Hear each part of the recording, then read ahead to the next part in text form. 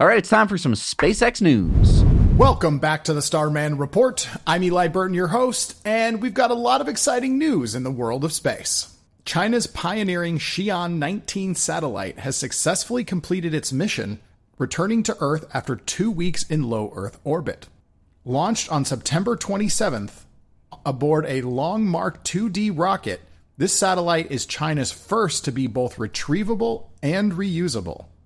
And it touched down smoothly at the Dongfei landing site in the Gobi Desert at 10:39 p.m. Eastern on October 10th. This mission carried a variety of payloads, including experiments in plant and microbial breeding and testing of new technologies.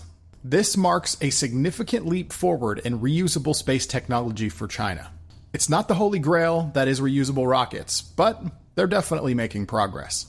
As nations like China advance their capabilities in space, international collaborations and commercial ventures are also on the rise. A big piece of this next wave in space is new orbital habitats. As the current space station, the ISS, ages, new players are stepping up to take the mantle. SpaceX is partnering with a company called VAST to launch the VAST Haven 1 onboard a SpaceX rocket as soon as 2025. This new Haven 1 space station is designed with a focus of improving astronaut living conditions.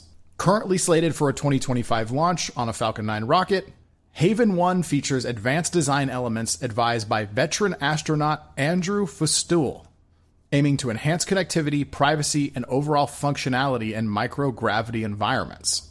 The focus on improving life and quality of life in space underpins the critical developments needed as we look for more ambitious missions beyond Earth's orbit. This colossal rocket is not just a test vehicle. It is a cornerstone of NASA's lunar ambitions. Of its many potential use cases, the Starship is under contract with NASA to deliver its astronauts from orbit to the lunar surface as part of the Artemis program. NASA official Lori Glaze said, "The space agency is really looking forward to the Starship flight, and there's no doubt that the human landing system is the critical path for Artemis 3. And yes, there has been some tension recently between Elon and some of the federal agencies. But rest assured, NASA is very invested in the success of SpaceX and Starship." And when asked if Elon was a distraction for NASA, NASA's administrator Bill Nelson said this. "Well, they distract you, but they don't distract NASA." Well said, Bill. Well, guys, that's all for this time. Thank you so much for watching this week's episode of the Starman Report. And back to you, Zach and Jesse. Thank you, Eli. We'll put a link in the show notes below to an exclusive LA Comic-Con episode. There are only 300 serial numbered copies printed, and there will never be reprints. So get your exclusive episode of Starman and Stanley today at theadventuresofstarman.com. So with some more SpaceX news, I think there was a little SpaceX news this week. What was it? There was something. Oh, right. It seems hard to believe that these words are actually coming out of my mouth, but on Sunday morning, just about 7 minutes after Starship launched for its 5th test flight from Starbase, the booster returned, much like a Falcon 9 booster does, except the Starship booster is so much bigger, and SpaceX attempted to catch it with what Elon calls Mechazilla. Mechazilla is the launch tower with the 2 giant arms, which helps lift Starship into place atop the Super Heavy booster, and then catch the Super Heavy booster. And it worked. We can see those chopsticks now.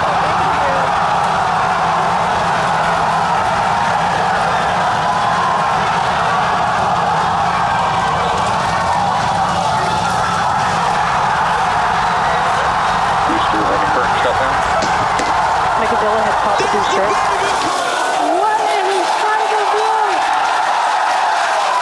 I could not believe my eyes as the booster came screaming back to Earth at over 1,000 kilometers an hour, and then just 2 kilometers away, somehow, like magic, the 13 Raptor engine slowed itself and gently landed it into the cradling arms of Mechazilla. I couldn't believe it was happening before my eyes. It didn't seem possible, especially on its very first attempt ever. Yeah, I mean, this is insane. This is a 23-story building coming back to Earth, right? It was one of the most inspiring feats of engineering I think I've ever witnessed.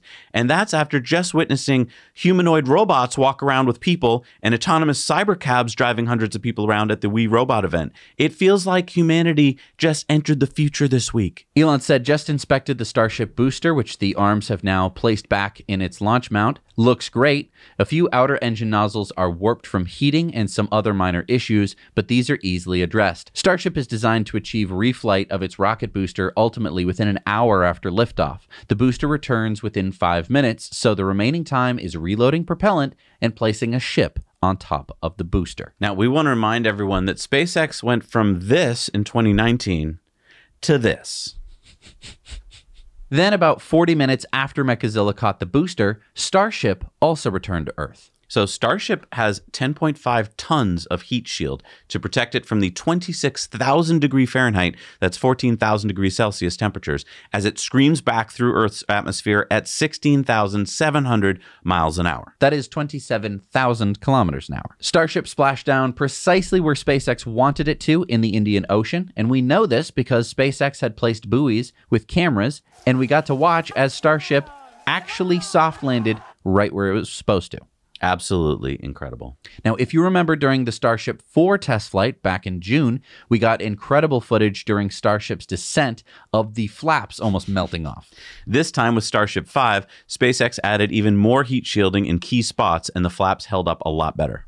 And we got all this amazing footage because Starship had Starlink mounted all over the Starship and a lot more camera views than we got last time. Yeah. And the cameras seem to have held up better. So it seems like maybe they beefed up the cameras and the lenses a little bit. It was amazing. Elon was obviously excited. He said ship landed precisely on target, second of the 2 objectives achieved, one step closer to Kardashev. And that's basically getting us closer to a Kardashev 1 planet, which would be able to use all of the energy that we get to power ourselves. Elon Musk then went on to say, SpaceX team are such great humans, more than twice the power of the Saturn V moon rocket. Next version will be 3x. Elon said the new launch pad is already designed for the 10,000 tons of thrust version, which is almost exactly 3 times more powerful than the Saturn V moon rocket. And then SpaceX put out this video of Star Factory, because I think we forget about that if you're going to have starships, you need a Star Factory. The 1 million square foot Star Factory brings many parts of the manufacturing process under one roof for the first time, moving as much system integration work as possible earlier in the build process with the goal of eventually producing 1,000 ships a year. Elon said the Star Factory is amazing, and you can see it close up from the public road. Now let's switch over to Starlink. This week, Starlink said, for those impacted by Hurricanes Helene and Milton, Starlink service is now free through the end of the year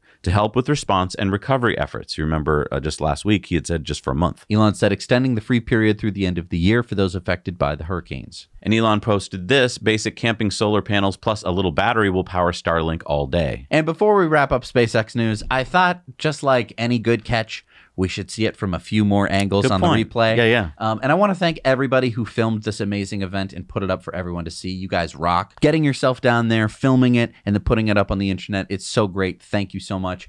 Well, I mean, because again, there's controversy the second it lands. People are like, oh, it almost hit the tower. And no, it didn't. If you look from these other angles, it did not almost hit anything. Because people are like, you see, it bent the nozzles. No, it didn't. That is not from hitting anything.